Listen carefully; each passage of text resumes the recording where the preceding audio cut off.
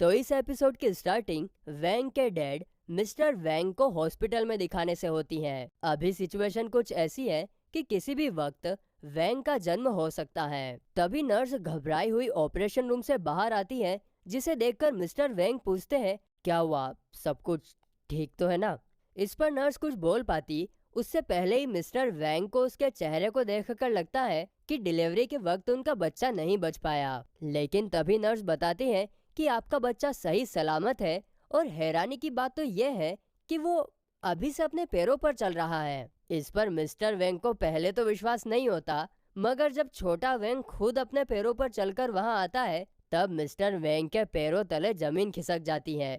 उन्हें समझ में नहीं आ रहा था कि ऐसा कैसे हो सकता है। इसके कारण वो बेहोश भी हो जाते हैं। अब सीन शिफ्ट होता है और हम वेंग के मॉम डैड को बात करते हुए देखते हैं। वो लोग वैंग के लिए ड्रैगन स्वॉर्ड लेकर आए थे, जो काफी एक्सपेंसिव और रेयर स्वॉर्ड मानी जाती हैं, जिसे अगर सही तरीके से यूज किया जाए तो उसकी पावर्स गजब का काम करती हैं। आगे वैंग के डैड कहते हैं कि उन्होंने अपनी 6 महीने की सेविंग इस स्वॉर्ड को खरीदने के लिए स्पेंड की है। ये सब देखकर हमें ऐसा लगता है कि वो वैंग से काफी प्यार करते हैं, लेकिन ऐसा नहीं होता है। इन दोनों के दिखाने के दांत अलग हैं और खाने के अलग हैं, क्योंकि जल्द ही हम देख पाते हैं कि वैंग के डैड इस स्वॉर्ड को बचपन से पाना चाहते थे, और अब वैंग के बहाने उन्होंने आखिर स्वॉर्ड खरीद ही ली। वहीं अगर हम वैंग की मोम की बात करें तो उन्होंने पैसा बचाने के लिए असली स्वॉर्ड की जगह पर नकली स्वॉर्ड खरीदी है, और इसके बारे में मिस्टर वैंग को भी कुछ नहीं पता होता।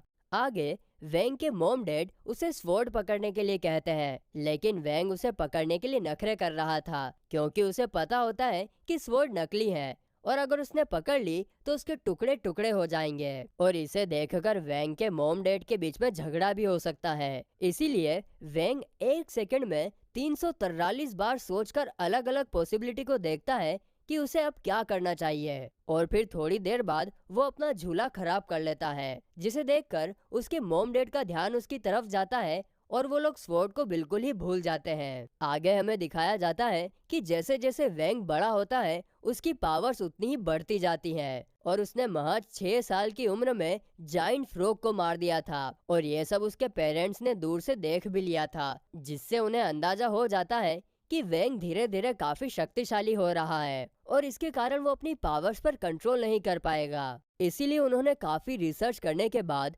वैंग की पावर को कंप्रेस करने के लिए एक एम्यूलेट बनाया, जो कि उसकी स्पिरिचुअल फोर्स को कंट्रोल में रखता था। लेकिन जैसे जैसे वैंग बड़ा हो रहा था, एम्यूलेट का असर उसकी बॉडी पर कम होता जा रहा था, जिसके चलते वैंग की मॉम ने उसके लिए एक गोल्डन पिल यानी कि सोने का लड्डू देना शुरू कर दिया, जो उसकी पावर्स को काफी हद तक कम करता था।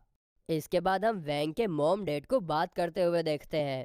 वो लोग सोच रहे थे कि पिछले कुछ सालों में वैंग की देखभाल करते हुए उनकी हालत धोबी के कुत्ते जैसी हो गई है। जैसा कि एक इंसिडेंस हम देखते हैं कि जब 6 साल की उम्र में वैंग का बर्थडे मनाने के लिए वे लोग केक लेकर आए थे, और उसकी कैंडल्स बुझाने के लिए जब वैंग ने उस पर फूंक मारी थी तो पूरे ही घर में आग लग जाती है। वहीं स्कूल के बच्चों के साथ खेलते वक्त भी वैंग की स्पिरिचुअल फोर्स ने बच्चों की जबरदस्त वाट लगा दी थी। अब सीन पूरी तरीके से शिफ्ट होता है और प्रेजेंट में आ जाता है, जहां पर स्कूल में सभी स्टूडेंट्स क्लास का प्रेसिडेंट बनने के लिए वोट मांग रहे थे, और इसके लिए वो अजीब अजीब तरीके के रास्ते भी आजमा रहे थे। लेकिन अपने हीरो वैंग को इन सब में कोई इंटरेस्ट नहीं होता, और वो सीधे शॉप में नूडल्स के पैकेट खरीदने के लिए जाता है। लेकिन तभी एक डैशिंग आदमी आकर शॉप के सारे पैकेट खरीद लेता है, और स्टूडेंट्स को बताता है कि उन्हें जो चाहिए वो फ्री में लेकर जा सकता है, बदले में बस उन्हें सुन को वोट देना होगा। ये बात सुनकर बाकी के कॉम्पिटिटर्स को जरा भी अच्छा नहीं लगता। तभी वहाँ पर सुन आ जाती है, जो अपनी चाम और मीठी मीठी बातों से सभी स्टूडेंट्स को अपनी तरफ करना शुरू कर देती है। लेकिन फिर भी कुछ लोग उसकी बात नहीं मानते। तभी वैंग, जिसे सिर्फ नूडल्स के पैकेट चाहिए थे, वो सुन को वोट देने के लिए तैयार हो जाता है, और उसकी बात सुनकर और भी स्टूडेंट्स सुन को वोट देने के लिए आगे आ जाते हैं। और जो वोट देने के लिए तैयार नहीं थे, सुन उन्हें सिडेक्टिव मैजिक से अपने वश में कर लेती है, जिससे अब वे लोग भी उसे वोट देने के लिए तैयार हो जाते हैं। अब यह सब पॉसिबल हुआ था सिर्फ और सिर्फ वैंग की वजह से, इसीलिए सुन उसे ढूंढने लग जाती है। तभी उसका बॉडीगार्ड कहता है कि वो तो कब का यहाँ से चला गया और उसने आपको ये सोने का लड्डू देने के लिए कहा, जो कि असल में वैंग की मॉम ने उसे खाने के लिए दिया था ताकि उसकी पावर कंप्रेस हो जाए। अब ये जानने के बाद कि वैंग ने उसे सोने का लड्डू दिया है, सुन को लगता है कि वैंग उसे पसंद करता है। इसके बाद हमें सीधे क्लास का सीन दिखाया जाता है। यहाँ पर मिस्टर वैंग जैसे ही क्लास में इंटर होते हैं, वो सभी स्टूडेंट्स को देखकर समझ जाते हैं कि सुन ने सभी पर सिडक्टिव मैजिक का यूज किया है। इसीलिए आज वो क्लास में सिडक्टिव मैजिक का यूज करना सिखाते हैं। आगे वो बताते हैं कि कई सालों पहले सिडक्टिव मैजिक का यूज करना स्टार्ट हुआ था और ये मैजिक जितना फायदेमंद है उतना ही खतरनाक भी, क्योंकि इस मैजिक का यूज करके हम सामने वाले को अपना फैन बना सकते हैं और जो चाहे उससे करवा सकते हैं। तभी गुवो पूछता है कि इस मैजिक से कैसे बचा जा सकता है। इस पर मिस्टर वैंग कहते हैं कि सिर्फ स्ट्रॉन्ग पावर वाला इंसान ही अपने आप को इस स्पेल से बचा सकता है। जैसे कि हम देख सकते हैं कि क्लास में वैंग के अलावा सभी स्टूडेंट सुन के कंट्रोल में थे और ये सब हम बता सकते हैं क्योंकि उन सभी के ऊपर सुन का नाम लिखा हुआ था जो वैंग के ऊपर नहीं था। तभी सुन अचानक से वैंग की तरफ देखती है, जो कि पहले से ही उसकी तरफ देख रहा था और उसे देखकर सुन शर्मा जाती है। वहीं वैंग सोच रहा था कि जो लड्डू मैंने सुन के बॉडीगार्ड को उसे देने के लिए दिए थे, शायद वो बॉडीगार्ड ने उसे दिए नहीं और इसीलिए